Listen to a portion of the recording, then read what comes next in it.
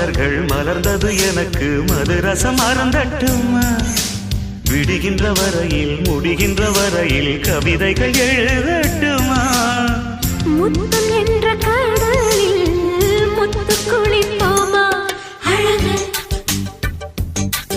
அழகு ஓ நீ நடந்தால் நடையழகு அழகு நெருங்கி வரும் இடையழகு அழகு வேலெறியும் விழியழகு